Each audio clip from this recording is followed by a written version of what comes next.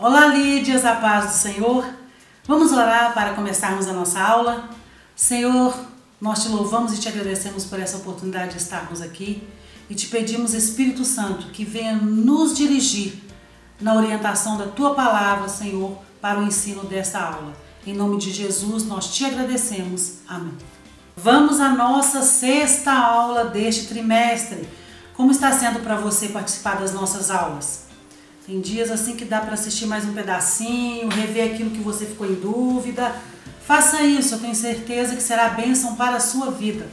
Nós nunca perdemos tempo quando meditamos na palavra do Senhor, tá? Nós vamos para a lição número 6 desse trimestre.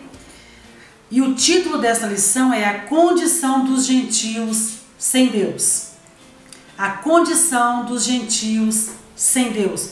Lembrando que nós estamos estudando o livro de Efésios, a carta de Paulo à igreja de Éfeso, e com temas bastante importantes para a igreja desta atualidade, no momento em que nós estamos vivendo. E isso, a palavra do Senhor, ela se renova a cada dia, e a carta de Paulo é uma inspiração para nosso caráter cristão, a maneira como nós devemos nos portar diante daquilo que o Senhor nos fez, da misericórdia de termos sido alcançados pela graça em Cristo Jesus. O título da nossa lição tem uma palavrinha muito importante: gentios sem Deus. A condição dos gentios sem Deus. Vamos ao nosso texto áureo. Portanto, lembrai-vos de que vós, noutro tempo, éreis gentios na carne, e chamados incircuncisão pelos que, na carne, se chamam circuncisão, e feito pela mão dos homens. Efésios capítulo 2, versículo 11. Quem são os gentios, irmã Osana? Os gentios são aqueles que não são judeus, que não fazem parte do pacto abrâmico ou o pacto feito com Deus, com Abraão, de Deus com Abraão. Esses são os gentios que não estão ligados ao pacto feito com Abraão, ok? E aí nós temos outros pactos, mas o que firma essa aliança do povo de Israel com Deus a serem chamados filhos de Deus, destinados às bênçãos, cria essa aliança, foi esse pacto que Deus fez com Abraão. Eles são os judeus e fazem parte de todas as promessas, ligados a todas as bênçãos. Gentios são todos aqueles que não fazem parte, que não estão incluídos. E aí Paulo fala sobre isso nesse versículo 11, ele diz: portanto, lembrai-vos que vós, no outro tempo, erais gentios na carne. Não tinha feito o pacto, que nós vamos falar sobre a circuncisão e a incircuncisão, andando aqui na nossa revista, tá bom? Verdade prática: outrora sem Deus, por meio de Cristo, os gentios tornaram-se descendência de Abraão e herdeiro das promessas. E nós vamos entender o que foi isso, como que nós nos tornamos herdeiros dessa mesma promessa.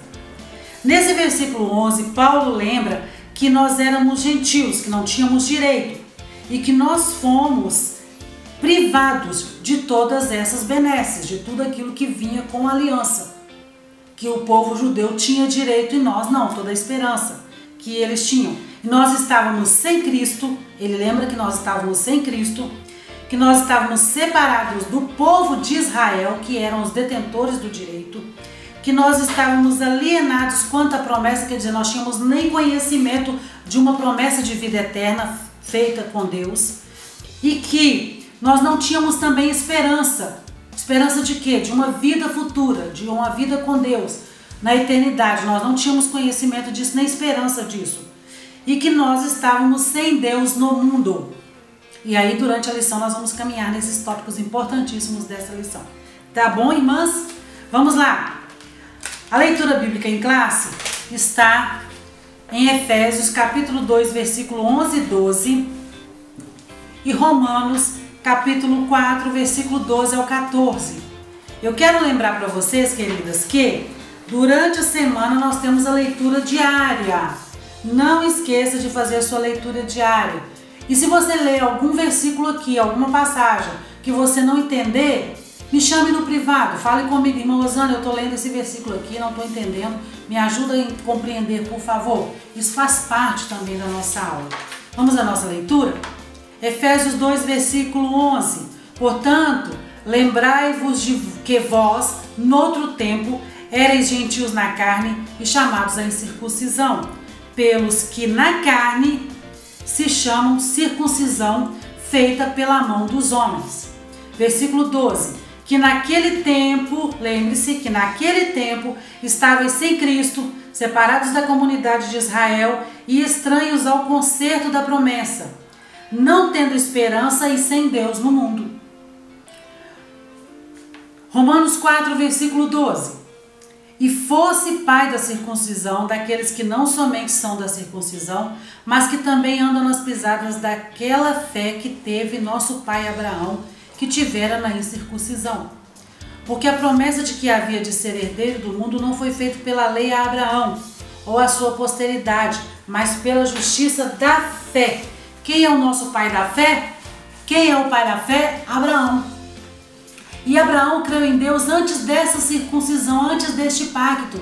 Abraão creu em Deus e obedeceu à voz de Deus quando Deus falou com ele assim: sai do meio da sua parentela e vai para uma terra que eu vou te mostrar. Ali ainda não havia aliança, ali ainda não havia pacto, mas Abraão pela fé creu em Deus e resolveu obedecer a Deus. O princípio da minha bênção e da sua bênção está em obedecermos ao Senhor.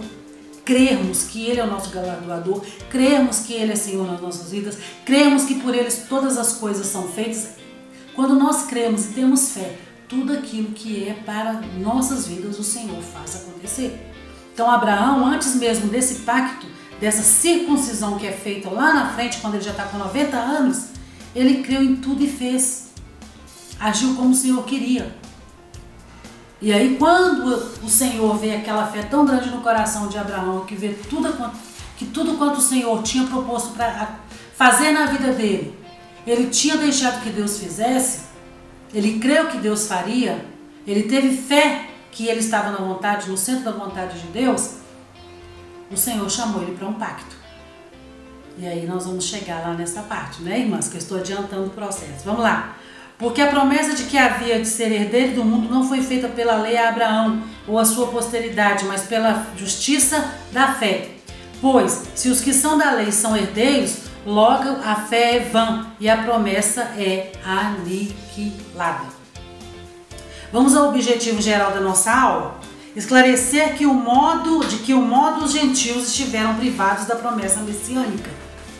Esse é um objetivo. Os objetivos específicos: conceituar espiritualmente a circuncisão e a incircuncisão, que é uma palavra que a gente ouve muito, e quando a gente chega na leitura da Bíblia, nesses tópicos que fala de circuncisão e circuncisão, nós lemos até correndo, porque também não entendemos muito bem disso, não é? Você que tem uma experiência muito próxima de ter começado a ler a Bíblia, comecei a ler agora, irmã Rosana, e eu confesso que quando eu chego nessas partes aí eu passo correndo, porque eu não entendo muita coisa. Nós vamos desvendar nessa lição aqui o que é circuncisão e incircuncisão, porque aí você não precisa mais passar correndo a leitura, você vai entender. Explicitar a antiga condição dos gentios sem Deus e sem Cristo, que Paulo no versículo 11 e 12 de Efésios 2 está dizendo, como que eram nossas vidas antes disso. E afirmar que desprovidos de Deus, os gentios marchavam para a perdição eterna. Paulo está falando a uma igreja que ele conhecia. Paulo está falando a um povo que ele conhecia, que era a igreja de Efésios. E ele morou 3 anos lá, teve um ministério lá, sabia quais eram as principais questões que a igreja levantava e que precisavam ser resolvidas, esclarecidas. E é por isso que nós estamos estudando essa carta tão maravilhosa de Paulo à igreja de Éfeso. Os gentios, eles não tinham parte com a promessa de Abraão e por isso não eram herdeiros da promessa. Nesse sentido, a Epístola aos Efésios mostra a condição da posição gentílica, que é a incircuncisão, sem Cristo, separados de Israel, longe da promessa, sem esperança, sem Deus no mundo. Essa era a posição gentílica de nós que não somos judeus, até Cristo vir e fazer toda uma mudança nesse aspecto. Tá? A introdução. Na presente lição veremos que o autor de Efésios lembra aos gentios de que antes da regeneração, antes de termos o novo nascimento, eles eram incircuncisos e haviam experimentado 5 formas de privação. Estavam sem Cristo, separados de Israel, alienados quanto à promessa, sem esperança e sem Deus no mundo. Logo estudaremos cada um desses aspectos, vamos entrar por todos eles. Nós fomos regenerados quando? Quando nós aceitamos a Cristo como Salvador. Por meio de quê? Por meio do sacrifício de Jesus na cruz do Calvário. Ele veio, se entregou, morreu morte de cruz, ressuscitou ao 3º dia, foi assunto aos céus e nos deu direito a este novo nascimento. E é tudo isso que nós vamos estudar agora, tá? Vamos lá, chamados incircuncisão. Na era antes de Cristo, além de mortos espiritualmente, e foi o que nós estudamos na aula passada com bastante ênfase, os gentios eram desprezados pelos judeus e identificados como incircuncisos. Vamos lá, o que é isso? O conceito de circuncisão. Circuncisão é a remoção cirúrgica do prepúcio do órgão masculino. Então, quando foi feito o pacto lá atrás com Abraão, Deus chamou Abraão e orientou ele que deveria ser retirado da parte do órgão masculino uma pele.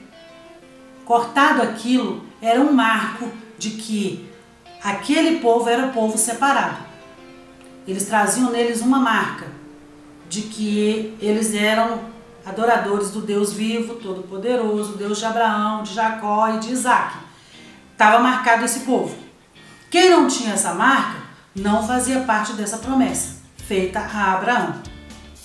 E aí, quando um senhor judeu comprava algum escravo, que via alguém por meio da sua parentela, ele automaticamente tinha que passar pela circuncisão. Era a marca que ficava. Então, quando nós ouvimos falar, aquele incircunciso, seu incircunciso, é porque não tem essa marca que ligava a descendência abrâmica. Tá, irmãos? Vamos lá. Era prescrito na lei como sinal externo de quem pertencia ao povo da aliança com Deus. O procedimento era realizado no 8º dia de vida dos nascidos em Israel ou estrangeiros comprado dinheiro. Quem não era circuncidado era tido como incircunciso e, portanto, excluído da aliança. A circuncisão tornou-se um sinal que distinguia os judeus dos demais povos gentílicos. Nós estávamos mortos em nossos delitos. Não trazíamos em nós a marca. Não fazíamos parte dessa promessa. Quando Cristo morreu e ressuscitou, Ele nos trouxe para esta aliança. Então nós já não éramos mais incircuncisos. A marca que está sobre nós é a marca do sangue de Jesus Cristo. E aí nós vamos caminhando nisto, tá?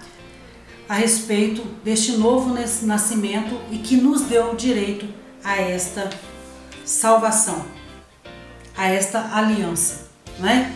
O significado religioso da circuncisão. Seu significado religioso apontava para a santificação. Como a corrupção e as práticas idólatras estavam fortemente relacionadas com a sexualidade depravada, a circuncisão simbolizava a aliança de purificação requerida ao povo escolhido. Paulo está falando aqui de uma sociedade que vivia como queria, nos seus pecados, nos seus delitos, nas práticas imorais. E o povo judeu que estava vindo para o Senhor, que estava se convertendo no meio daquela sociedade, que trazia em si a marca da circuncisão, eles começaram a entrar em choque com aquele povo que estava vindo, porque eles não tinham a marca. E quando eu digo não tinham a marca, não tinha o peso que essa marca trazia. Porque uma vez circuncidado, você tinha uma marca de santificação. Você precisava ser diferente. Muito embora Jesus, quando encontra com os fariseus lá no meio da praça orando, ele chama esses fariseus de quê? De sepulcro caiado. Por quê, irmã Osana? Porque eles tinham a marca, eles eram judeus, eles faziam parte do pacto abrâmico, estava tudo certinho com eles e eles se vangloriavam disso. Mas Deus sabia, Jesus sabia que no coração não havia nada daquilo, não havia aquela santificação. Então, quando eles estão, o povo judeu que estava convertendo na igreja de Éfeso, eles começaram a bater de frente com aqueles que não tinham a circuncisão, e isso gerou um grande problema. Por quê? Porque o fato de não ter essa marca significava que a pessoa não tinha santificação para eles, não vivia como deveria, não é? E aí isso simbolizava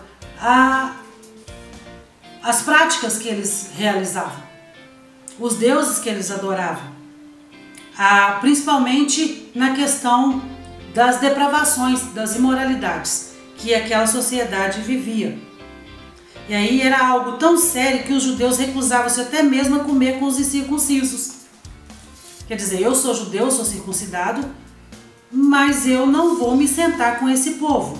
De jeito nenhum, eu não vou sentar com quem não fez a circuncisão. E essa circuncisão, nós vamos ver em Gênesis capítulo 17, versículo 10 e 12, como que ela deveria ser feita, como que ela foi feita e a seriedade desse pacto, né?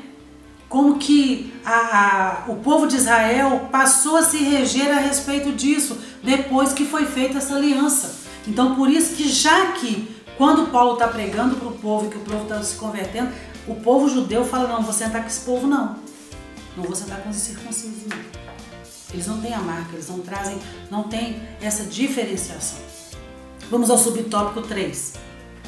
O apóstolo reconhece que os gentios não faziam parte da circuncisão. Verdade, ninguém ali tinha sido circuncidado. Mas com uma ressalva. O sinal dos judeus era apenas físico e realizado por mãos humanas. Está vendo a diferença?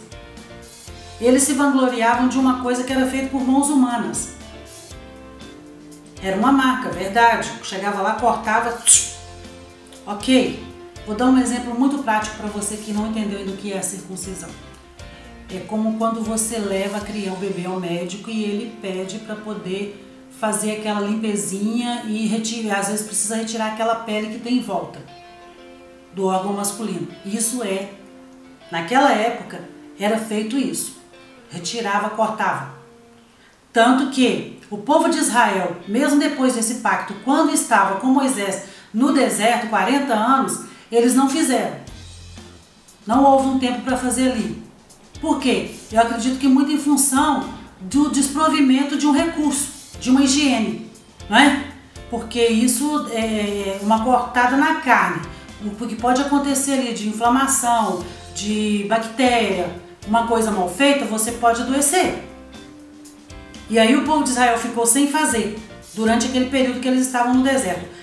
Porém, era tão sério isso, que quando Josué chegou com os homens para entrar na terra prometida, o que ele fez? Amolou a faca e circuncidou todo mundo que estava lá.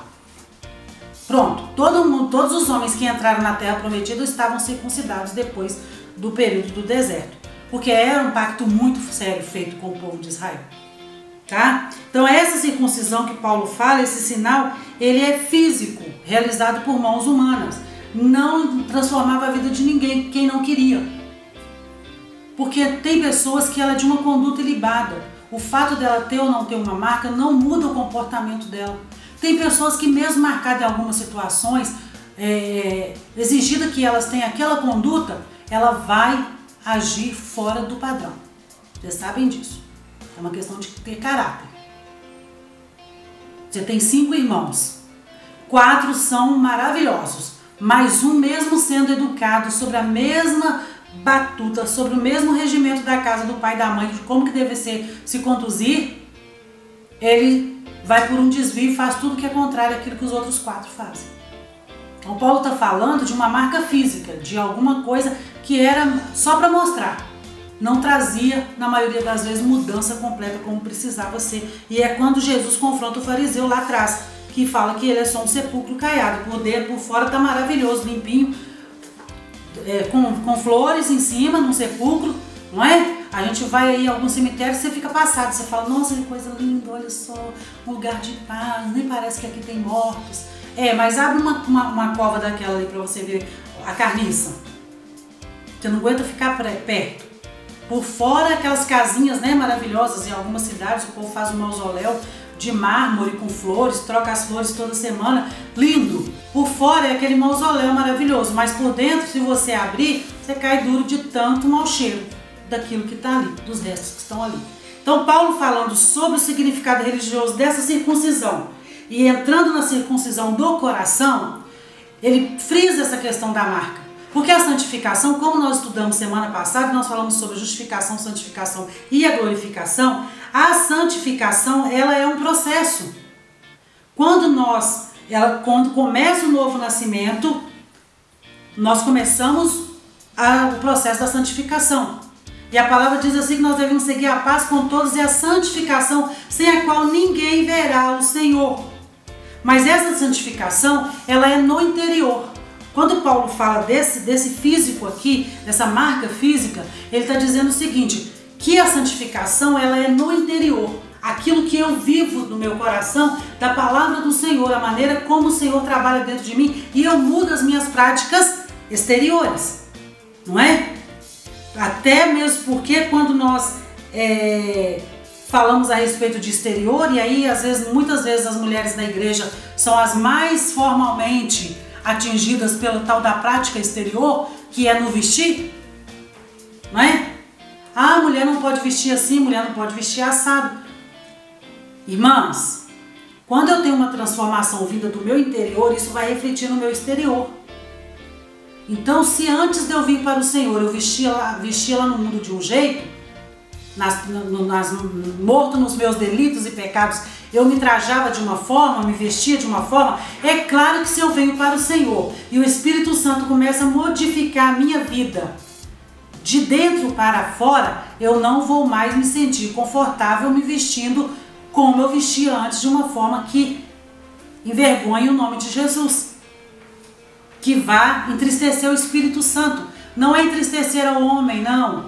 Quando nós falamos disso, nós falamos de a maneira como o Espírito Santo me vê. De dentro para fora. O Espírito Santo, ele não vê de fora para dentro. Tanto que quando Samuel vai ungir Davi, nós conhecemos a história de 1 Samuel. Quando Samuel chega para ungir Davi, ele vê belos soldados, os irmãos de Davi. E o Senhor fala, Samuel, pode parando por aí. Porque você está vendo o exterior, mas eu vejo o coração do homem. Vamos, não se atente para a aparência desses meninos não, são rapazes muito bonitos, mas eu estou vendo o coraçãozinho deles. Então, essa santificação, ela é um processo na nossa vida que vai trazer do interior para fora e refletir em nós o que é Deus em nossa vida. É essa mudança que Paulo está falando.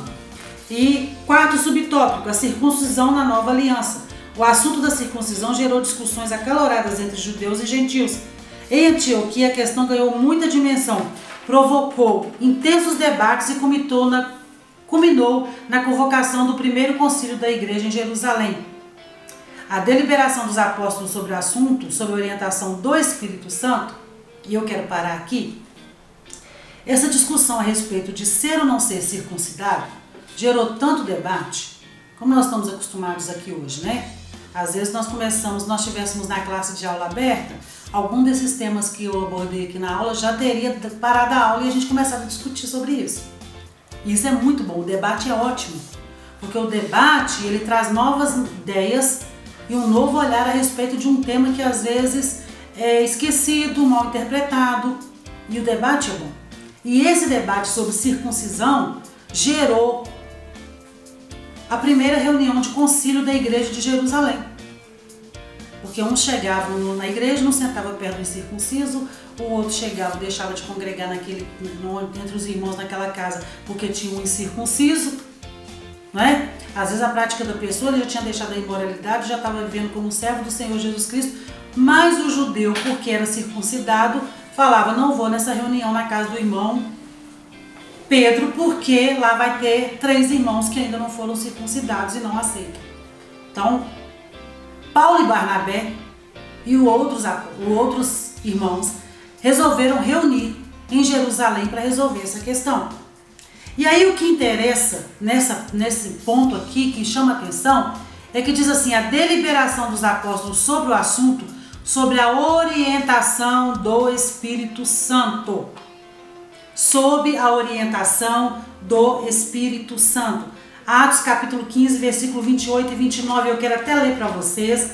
Atos capítulo 15, versículo 28 e 29, que irmãs, é assim, como a nossa conduta com o Senhor, como o Espírito Santo deve nos reger, como nós primeiro devemos buscar no Senhor a resposta para as nossas questões, para os nossos debates. O Espírito Santo é que precisa nos orientar e não agir de cabeça quente, de acordo com o que eu penso, mas buscar no Senhor a orientação daquilo que Ele quer para a minha vida. Por quê? Para eu não cair em contradição, para eu não pecar, para eu não ir contra a palavra, para eu não ofender a santidade do Senhor.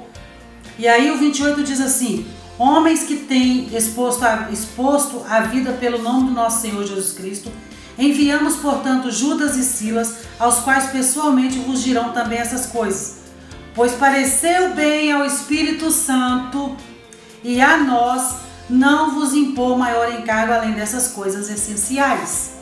O debate estava na mesa. Eles mandaram os representantes de toda a igreja da Ásia, mas eles falaram: o Espírito Santo nos pareceu bem ao Espírito Santo e a nós. Eles fizeram sob orientação do Espírito Santo de como deveria ser debatido esse assunto. Às vezes nós entramos em discussão em casa a respeito mesmo de temas bíblicos e entramos em confronto com algumas pessoas da nossa família, mas nós não oramos ao Espírito Santo para ter a melhor resposta. Nós acompanhamos o nosso olhar, o nosso achismo e não aquilo que o Espírito Santo quer que fale. Irmãs, tem hora que é melhor você manter silêncio do que você falar alguma coisa que não é aquilo que o Senhor quer que você fale. Não é? Até o tolo, quando se cala, passa por inteligente. E aí, se nós andamos dirigidos pelo Espírito Santo, nós temos que buscar no Senhor. Qual é a melhor atitude a tomar? O que eu devo fazer nessa situação? Talvez hoje você esteja passando por uma situação muito angustiante, um problema muito sério para a sua vida. Mas busque no Espírito Santo a melhor resposta. Busque do Espírito Santo, de Deus. Qual que é a melhor resposta para esse momento que você está passando? Porque você vai chegar à clareza do entendimento daquilo que o Senhor quer que você faça. E aí, qual que é a chance disso dar certo? O que pode mudar nisso, na sua vida? Então, quando nós colocamos o Senhor em primeiro lugar e nós entendemos que parece bem ao Espírito Santo a nossa atitude daquele momento, o êxito é total, tá? O fato de eu ser bem-sucedida vai ser 100% se eu buscar primeiro o Espírito Santo. Ok? Então a síntese do tópico 1 é: os gentios não faziam parte do pacto da circuncisão e por isso estavam excluídos da aliança com Deus. E aí nós falamos sobre a santificação, sobre a circuncisão do coração e a maneira como nós devemos viver quando partimos para um novo nascimento. Segundo tópico: estranhos ao concerto da promessa. Nessa parte o apóstolo Paulo aponta a situação dos gentios naquele tempo estáveis sem Cristo, separados da comunidade de Israel e estranhos ao concerto da promessa. Eles não sabiam que eles tinham direito, assim como nós também, quando estávamos mortos nos nossos delitos e pecados, não sabíamos que tínhamos direito ao céu. Não conhecíamos essa parte da promessa. Vamos lá? Primeiro subtópico: uma visão sem Cristo. Ao descrever a história passada dos gentios, o apóstolo traz à memória que, naquele tempo, isto é, antes da regeneração, antes do novo nascimento, eles viviam imersos no paganismo e, portanto, sem Cristo. Eles adoravam deuses estranhos. Faziam ofertas a deuses estranhos, que não tinha garantia nenhuma para eles. Tinham olhos, mas não viam. Tinham boca, mas não falavam, tinha nariz, mas não sentia cheiro, não fazia diferença tudo aquilo que eles ofertavam a esses deuses. E aí quando você que tem mais tempo, que estuda a palavra, você vai lembrar de uma situação a respeito dos deuses estranhos, do paganismo. Lembra quando a Arca da Aliança é levada para o templo? E aí, o Deus que estava naquele templo, diante da Arca da Aliança, cada noite ele amanhecia de um jeito. Quebrou o braço, quebrou a cabeça. E aí os adoradores dele, quando entravam lá, falavam, mas o que está acontecendo desde que essa arca veio parar aqui? Que esse é o Deus do povo de Israel que está aqui, simbolizando esse Deus que está aqui dentro da arca. Desde que ele chegou aqui, todo dia que a gente chega aqui, quebrou uma parte do nosso Deus. Por quê? Porque não era o Deus verdadeiro, não é? Então, esse povo que estava ligado a esse paganismo, que é ligado a esse vagando, tem gente que diz assim, aí vocês vão entender, principalmente quem vem de uma outra tradição dentro do cristianismo, que a criança, quando ela não passa pelo batismo assim que nasce, que se ela morrer, ela vai morrer pagã. Querida, ela não vai morrer pagã. Porque o batismo, ele é para remissão dos pecados, para lavar os pecados, para sepultar o homem do pecado e renascer um novo homem ali. A criança, ela não tem consciência do pecado. Nós só passamos pelo batismo em águas para sepultar os nossos pecados porque nós reconhecemos que nós somos pecadores e sim dependemos de Cristo e do perdão que nos foi dado na cruz do Calvário, para sermos justificados. E a criança não tem consciência disso. Então não justifica dizer que a criança, porque não batizou, ela morreu pagã. Não, ela não tem nem consciência disso. Para vocês entenderem, trazer o tema um pouco mais próximo de vocês, tá? Isso indica que a religiosidade dos gentios era incapaz de inseri-los na promessa messiânica da salvação. Também significa que eles desconheciam a Cristo, como também eram indiferentes às promessas acerca dele e de sua obra. Tudo aquilo que Jesus fez na cruz do Calvário não tinha valor nenhum para eles. Eles viviam sem Cristo e não tinham conhecimento da promessa de Cristo. Mesmo tendo uma religião, eles estavam mortos nos pecados e delitos. O fato de ter uma religião não é garantia de que a pessoa vá herdar a salvação, se ela não entender que esse sacrifício advém de Jesus Cristo. Crer que Jesus Cristo morreu e ressuscitou ao terceiro dia não adianta. Qualquer outra religião que não reconheça Cristo como Salvador não vai levar ninguém ao céu. Então não é, mas se eu crer em fulano, eu vou chegar no céu. Não vai, querido, não vai. O perigo da religiosidade é nós acharmos que estamos salvos e no final das contas irmos para o inferno. Quando nós lemos do Mateus 24, 25, que Jesus já está falando das últimas coisas, ele fala claramente que muitos vão chegar diante dele no dia do Senhor e vai dizer, Senhor, mas em seu nome eu profetizei, eu curei. Ele vai falar, não te conheço não. Por quê? Porque o princípio da operação está no nome de Jesus, em seu nome eu fiz. Foi o nome dele que fez, não fui eu, Osana.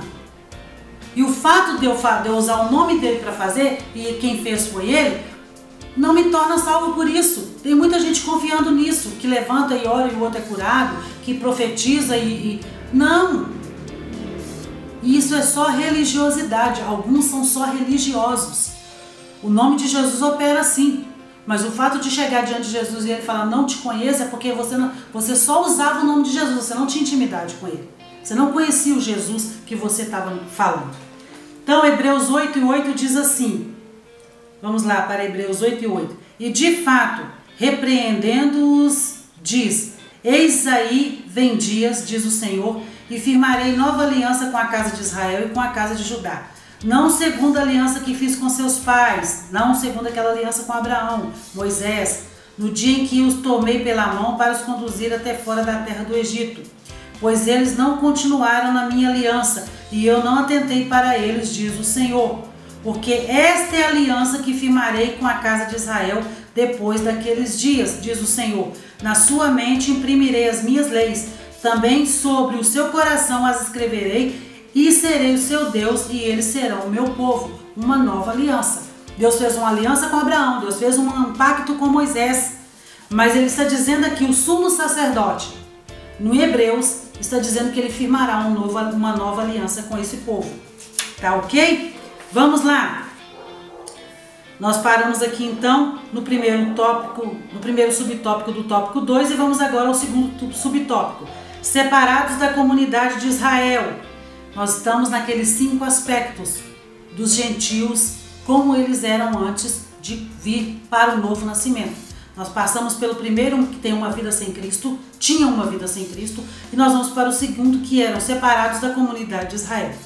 Ainda no versículo 12, o apóstolo salientava as desvantagens dos gentios não pertencerem à comunidade de Israel. Esse não pertencer à comunidade de Israel já dizia que eles não tinham direito a tudo que o povo de Israel tinha, ok? E eles estavam excluídos não só dos símbolos externos, mas também não faziam parte do povo escolhido e, consequentemente, não podiam usufruir dos privilégios da aliança de Abraão. Isso aí não vou entrar no mérito agora porque é longo, mas algumas pessoas dizem que só o povo de Israel vai entrar no céu. Outros dizem que só 144 mil deles. Não vou dizer título aqui que não precisa. Nós temos que tomar cuidado com isso, porque Jesus veio para a humanidade. Jesus não veio para um tiquinho de gente, não. Para cada um dos povos ligados a Israel, das nações ligadas a Israel, das tribos ligadas a Israel, Deus tem uma promessa. E em Hebreus ele diz que ele fará uma nova promessa, um novo pacto com esse povo. Mas nós que fomos enxertados na raiz, que é Jesus, que reconhecemos ele como Salvador, nós seremos salvos.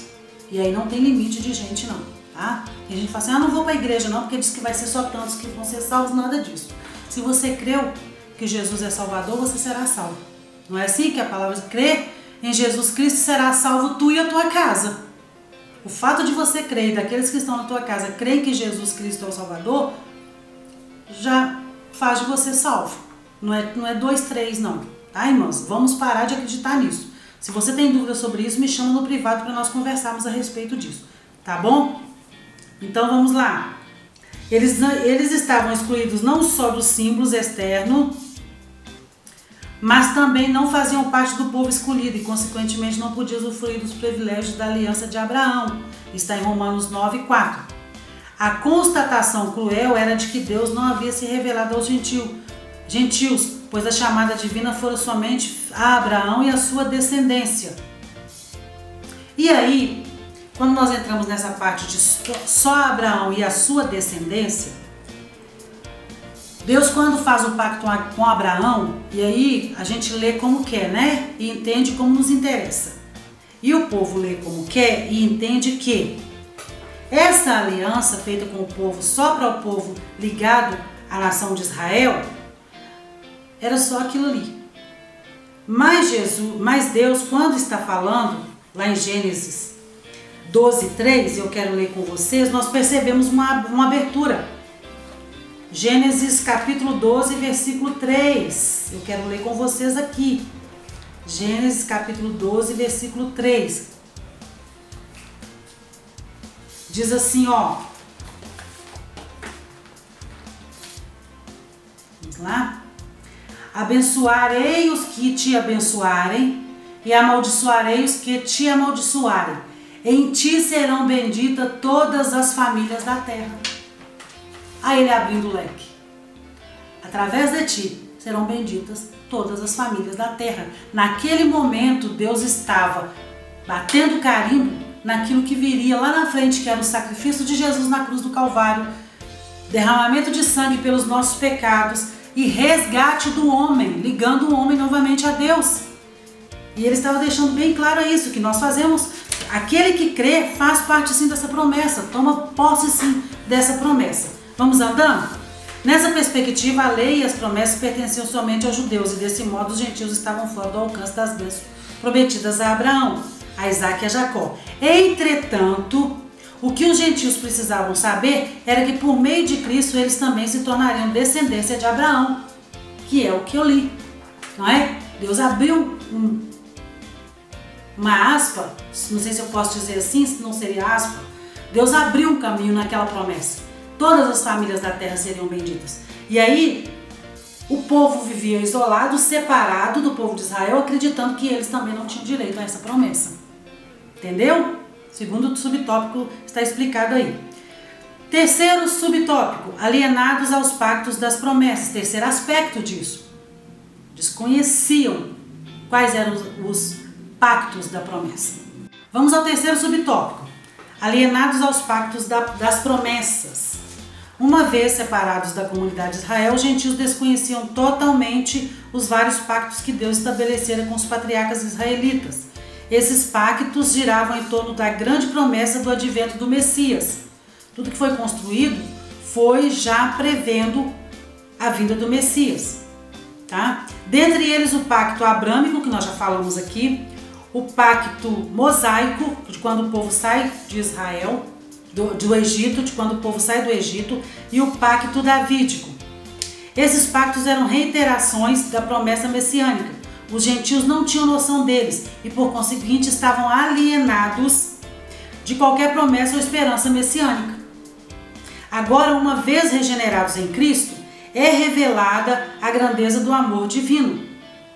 Uma vez que nós entramos no novo nascimento, tivemos conhecimento de todas as promessas, e entendemos que foi a misericórdia de Deus e o muito amor dele por nós, João 3,16, é que nos fez ligar a essa promessa, tomar conhecimento destes pactos que foram feitos. E aí, de alienados da promessa por meio do sangue de Jesus, os gentios tornaram-se herdeiros das maravilhosas promessas. Quando nós lemos o texto principal da nossa ceia, 1 Coríntios capítulo 11, a partir do versículo 23, nós entendemos isso. E aí eu quero ler com vocês Hebreus 12, 24, que vai falar também sobre isso. Hebreus 12, 24. Nós já estamos bem aqui. Hebreus 12, 24, que vai dizer assim: e a Jesus, o mediador da nova aliança, e ao sangue da aspersão, que fala coisas superiores ao que fala o próprio Abel. Ao sangue de Jesus, a Jesus, o mediador da nova aliança, e ao sangue da aspersão, que fala coisas superiores. Quando o escritor de Hebreus fala de Abel, ele está falando do sangue de Abel que foi derramado lá, não é? E Jesus chama e fala assim: o sangue do seu irmão está clamando. Olha como o sangue é forte. Quando o povo de Israel vai sair do Egito, qual que é o outro simbolismo do sangue? Mataram o animal e passaram o sangue nos umbrais da porta. Onde havia aquele sangue, a morte não entrou para matar os primogênitos. Mas nós temos um sacrifício maior ainda, que é o de Jesus na cruz do Calvário. Essa é a marca maior. Esse é o sangue da nova aliança, esse que nos ligou ao Senhor, que nos deu direito à salvação. E finalizamos aqui o segundo tópico. Vamos ao terceiro tópico, irmãs? Vamos ao nosso terceiro tópico. Sem esperança e sem Deus. Sem esperança e sem Deus. Assim vivíamos nós, os gentios, né? Que não conheceram a promessa, que não conheciam o caminho, que estava desligado desse povo. Vamos lá. Agora Paulo passa a descrever a situação dos gentios que viviam não tendo esperança e sem Deus no mundo. Sem Deus no mundo. Mas tem gente que tem um Deus, né? Tem gente que o Deus dele é o dinheiro. Tem gente que o Deus dele é uma pessoa, os ídolos, né? Nós às vezes criticamos muitas pessoas porque idolatram uma imagem, mas nós idolatramos pessoas, não é? Tem muita gente que não vem para o Senhor porque a referência dele é uma pessoa, um filósofo. Ele não crê em Jesus, não crê que Jesus morreu, ressuscitou ao terceiro dia, foi assunto ao céu, vem buscar a igreja, mas ele crê num filósofo, num homem que saiu escrevendo por aí os pensamentos dele, não tem condições de levar ele ao céu, mas ele crê nesse homem. E olha, nós devemos tomar cuidado, porque mesmo dentro das nossas igrejas, vindo aos cultos, Se nós não atentarmos para a palavra, e quando nós falamos com vocês, irmãs, estudam a palavra, a Bíblia é o nosso manual. A Bíblia não contém a palavra de Deus, ela não contém, ela é a palavra de Deus. Ela é a palavra de Deus. Esse copo aqui, esse recipiente aqui é um copo, só que ele contém água. Tá entendendo a diferença? Conter essa água aqui, daqui a pouco ele pode conter um suco de uva, daqui a pouco ele pode conter uma Coca-Cola, daqui a pouco ele pode conter barro podre.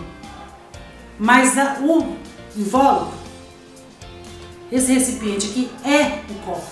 Então a Bíblia, ela não contém a palavra de Deus não, porque senão podia ter qualquer coisa aqui. Mas ela é a palavra de Deus, ela é Deus nos orientando. Quando nós deixamos de pautar pela palavra, nós vamos acreditar em qualquer coisa. Num filósofo, nós vamos adorar uma menininha que aparece por aí falando coisas e a gente acha que aquilo é verdade absoluta e deixamos de nos atentar para a palavra. Então temos que tomar cuidado com isso, tá bom, irmãs? Desprovidos de esperança. A palavra esperança traz a ideia de confiança. E nas Escrituras o seu principal uso está ligado à confiança nas promessas divinas. Nós cremos em Jesus, nós cremos que Ele vem buscar a sua igreja. A nossa esperança não é na terra, a nossa esperança não é os problemas mundiais, a nossa esperança não está em uma nova vacina, a nossa esperança não está no modelo econômico, a nossa esperança é o céu. Nós transitamos por aqui, mas o nosso alvo é o céu. A nossa esperança é o céu, e esse era alguma coisa que os gentios não conheciam. Eles não tinham essa esperança, eles viviam como se fossem morrer. Morreu aqui hoje, acabou. Tem algumas pessoas que acreditam assim hoje, vocês sabem disso. Tem algumas religiões aí que pregam que quando você morre, acabou. Não vai prestar conta para ninguém, morreu, acabou. E não é verdade. A Bíblia diz assim que ao homem está ordenado morrer uma vez, seguindo depois do juízo. E aí quando vem a prestação de contas, né? Podemos afirmar que os gentios eram desprovidos dessa esperança por causa de parte da filosofia grega, que descartava a possibilidade de uma vida além túmulo. Nós temos vários pensadores gregos que afetaram diretamente a maneira do mundo pensar. Nós temos vários pensadores gregos, estadistas, que colocaram de forma muito firme isso, que influenciam até hoje em todas as nossas maneiras de viver. Inclusive, as casas legislativas são geridas pelaquela forma que foi feita lá no Império Grego. Então tem uma influência grande. Até hoje nós estudamos Platão, Sócrates e companhia limitada. E tem gente que deixa de crer em Jesus para acreditar só neles. E esse é o perigo que nós corremos, tá? Não criam numa vida além túmulo e que, consequentemente, pudesse ser ditosa. Eles acreditavam que morria ali, acabava ali, não tinham conhecimento de que havia uma vida na eternidade que poderia ser boa, e ali acabou. Além dessa questão, embora Deus tivesse decretado incluir os gentios no plano da salvação, eles mesmos ignoravam essa promessa. Ninguém contava para eles que eles estavam incluídos na salvação através de Jesus, e por isso não tinham que sustentar aquela esperança.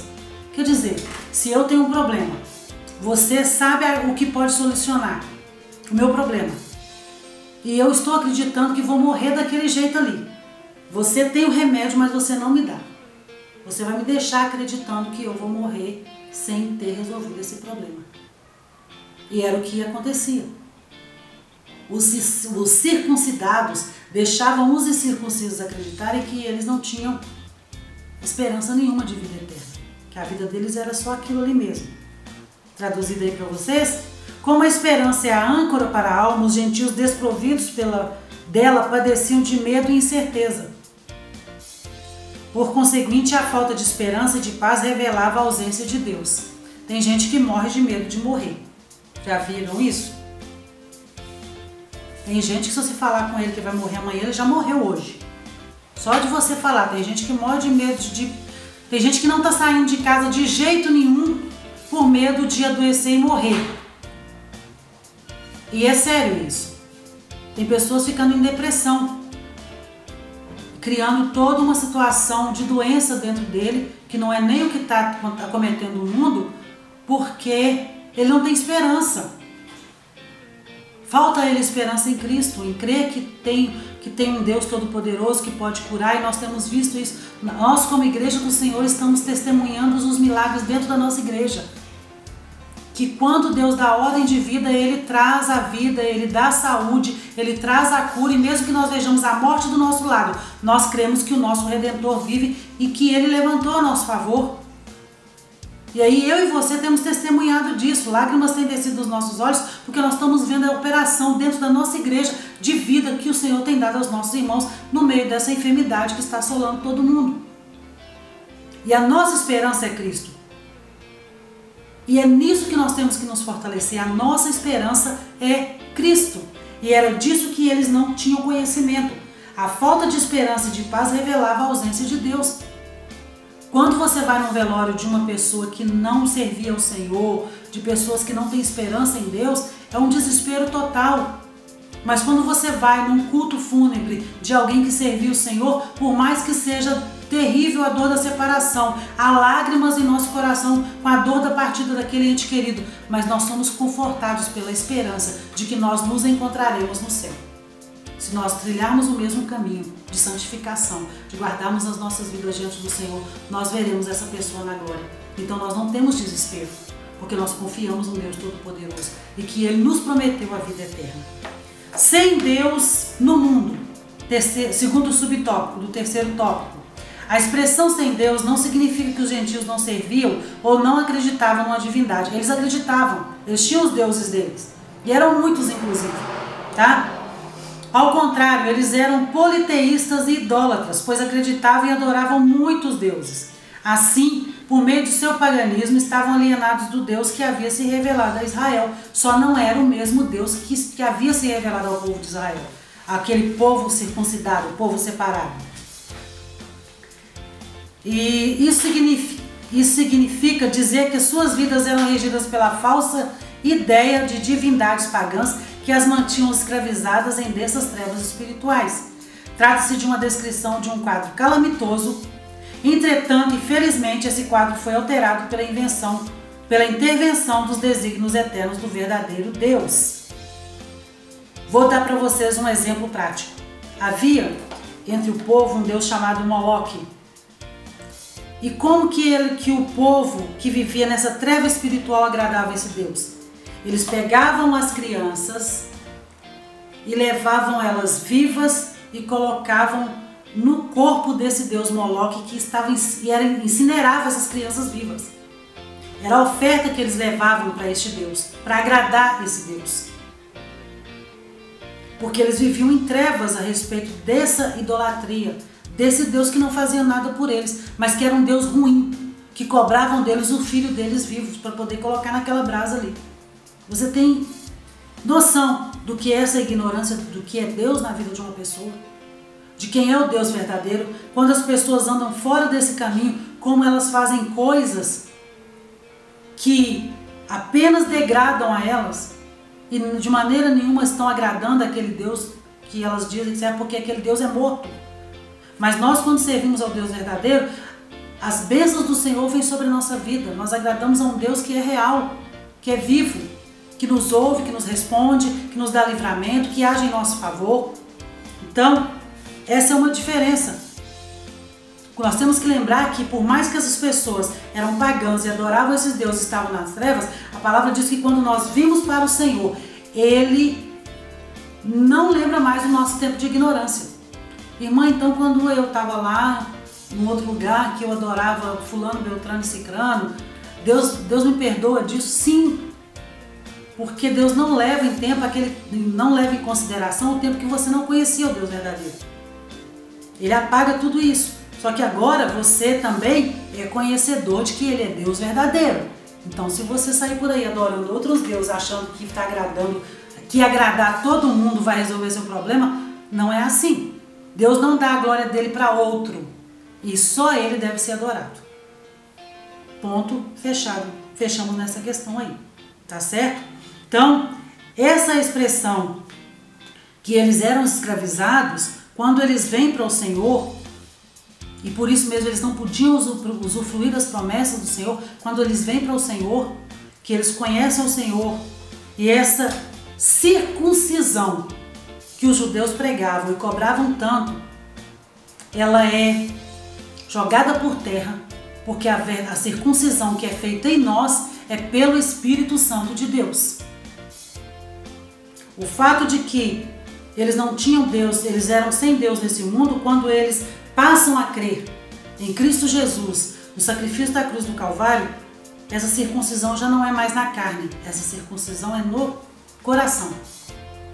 Eu tenho uma nova vida em Cristo, eu tenho uma marca, Paulo diz assim, ninguém agora me incomode, porque eu trago em mim a marca de Cristo. É essa a verdadeira circuncisão. Porque o Espírito Santo ele vai agindo na nossa vida e vai tirando tudo aquilo.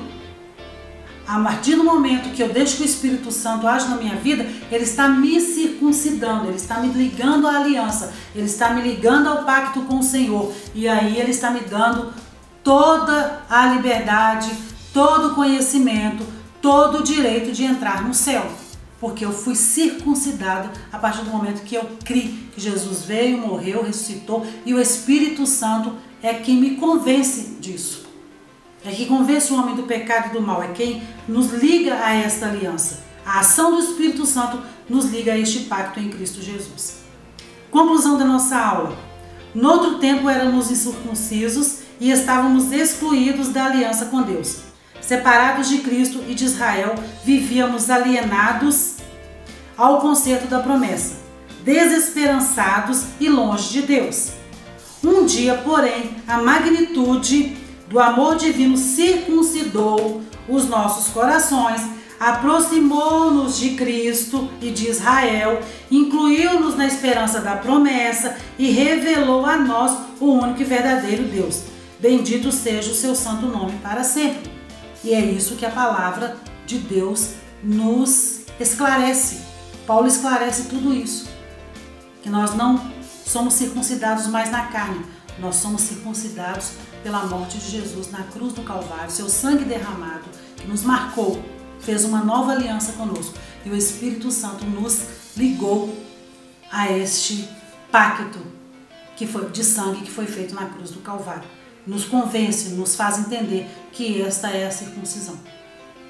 Tá bem, irmãos? Queridas, Deus continue abençoando a vida de vocês. Continue participando das aulas. Eu quero agradecer a cada uma de vocês que tem deixado lá o seu ok, o seu amém, participando das aulas. Volto a dizer, participe, esclareça suas dúvidas. Não fique pensando aí com seu travesseiro o que poderia ser aquilo. Fale comigo, fale com o Bebel, fale com o Valmier, que são as professoras da classe, mas não fique em dúvida a respeito de nenhum assunto, tá bom? Deus continue abençoando a cada uma de vocês. Vamos orar?